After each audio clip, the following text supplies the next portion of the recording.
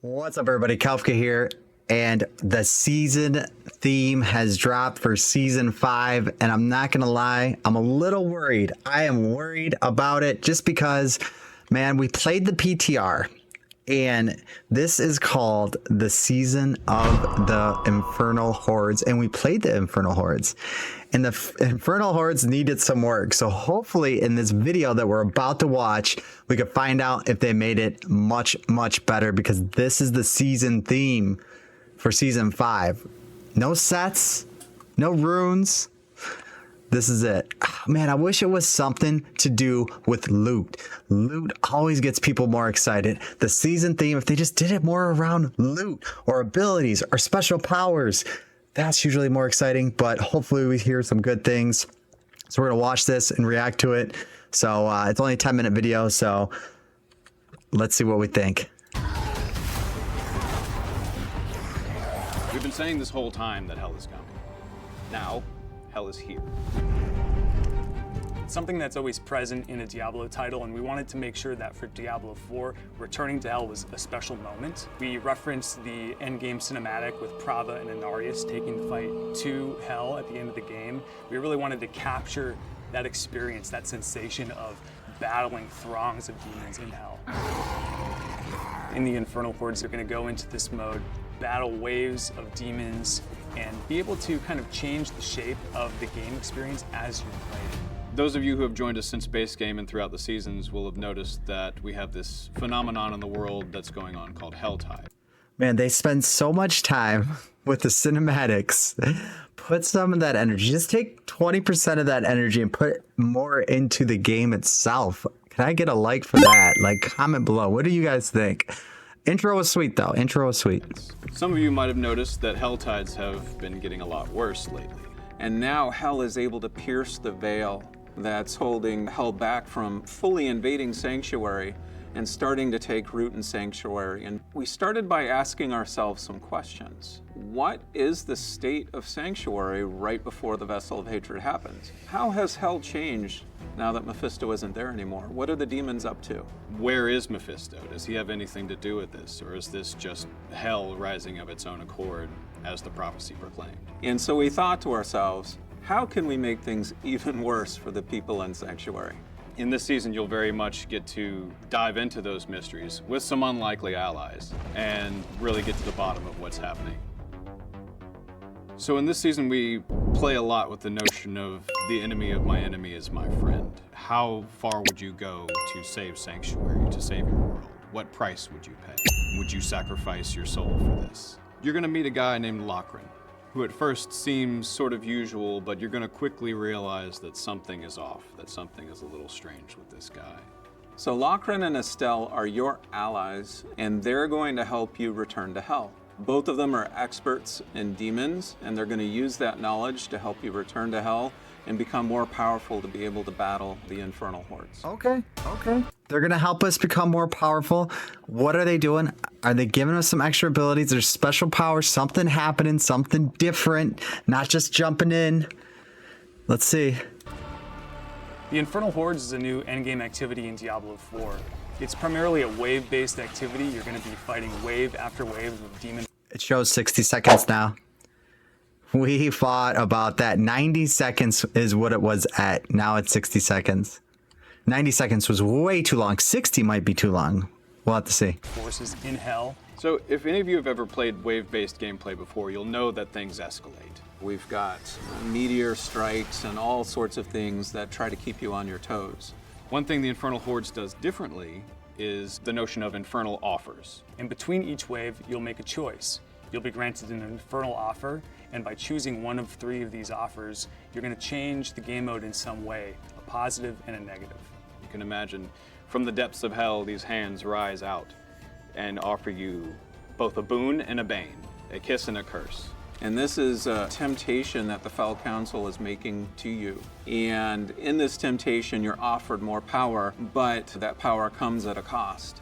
And so you get to choose, which temptations you're going to pursue during your infernal run, and then customize your experience. I like that they're playing a Sork. One of the guiding principles of this game mode Season of the Sork, baby. It's an in-game mode that we want to make sure you're playing over and over again. So we really wanted to create a broad set of enemies for you to fight during this mode. We've got many. Okay, stop me right there. Broad set of enemies. That's cool. But a thing we want to play over and over again is because of the loot. Give me the loot. There's got to be such good rewards or chance to get these great rewards. They got to give us the loot or we're not going to play it. It doesn't make any sense. Many demons to choose from in the lexicon of Diablo's monster families, but we're also going to see some other foes you might not expect. There are going to be certain types of enemies like goatmen who have been banished to hell that have now rallied to Mephisto and fight by his side. And even some unlucky souls that marched on hell from the Cathedral of Light have now been revived we got some in peeps. hell and fight against you alongside the demons. Basically, everything that hell has to throw at you, we're throwing it at you this season. The Infernal Hordes has been built with multiplayer in mind, but multiplayer is not required. We want to make sure that solo players still have a very fun experience in the Infernal Hordes. Now that said, if you roll in with a party, you're going to have a lot of fun. This game mode is going to appear in the Eternal and I think it's going to be really good for grouping. I think it's better to be grouping in this, which will be fun because the pits isn't good for grouping. And then this is also going to be good for leveling. in the seasonal realm, and that means that once the season is over, it's here to stay. The Infernal Hordes is unlocked at World Tier 3, so really what you need to do to access it is earn your way up to World Tier 3 and then complete an Eternal quest line that takes you back to Hell and then unlocks the Infernal Hordes. For World Tier 1 and 2 players, we've built out a seasonal progression that'll help them become more powerful in order to be able to confront the Infernal Hordes. First is you can earn reputation, and that reputation applies to a reputation track that earns lots of really cool rewards that'll make you more powerful mythic as you item. progress onto World Tier 3. Stop it. Pause The it. other thing we've built are Pause micro it. dungeons called. The other thing we've built are micro dungeons to World Tier 3. That means you're getting a free mythic unique item right there.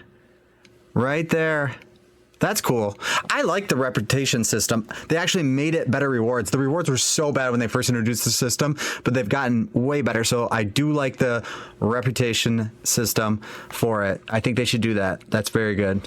The other thing we've built are micro dungeons called Hell Breaches that offer a glimpse at the Infernal Hordes mechanics. And they give you a chance to learn the mechanics before you confront the Infernal Hordes at World Tier 3. Oh. The final boss in this season is the Fell Council. And the Fell Council is some familiar faces that you Like the might Fell recognize from Council. Diablo 2. We like These the Fell were Council. priests of the Zakarum, holy men who were corrupted and basically became vessels of hatred in their own right. The council members in Diablo 2 tried to help contain Mephisto in his soul stone. And of course, Mephisto being Mephisto, slowly but surely corrupted them. And eventually they had soul stones pierced into their hands and became super powerful. But eventually you overcame them and sent them to hell. Through the course of the story, resummoned them. They've been reborn, slightly new powers, but the same animosity toward you. What's interesting about this boss encounter is there are 5 council Inferno. members. Nobody's but you using only get to Inferno. fight What do they 3 of do them it? at once. This allows us to then create many different flavors of the boss fight for the Fell Council. In fact, it's about 10 variations in all. And so every time you go into that council fight, there's a very good chance you're going to have a different fight than the last time you played it. We think it's going to offer a lot of replay for players. What we also introduced during these waves are opportunities for you to earn ether. Earning ether is the resource that you gather during the Infernal Hordes that you can then spend at the end of the activity. There's going to be a fixed number of waves that you have to defeat, and once you've completed all those waves, then you'll face the Fell Council, defeat them, and collect your treasure.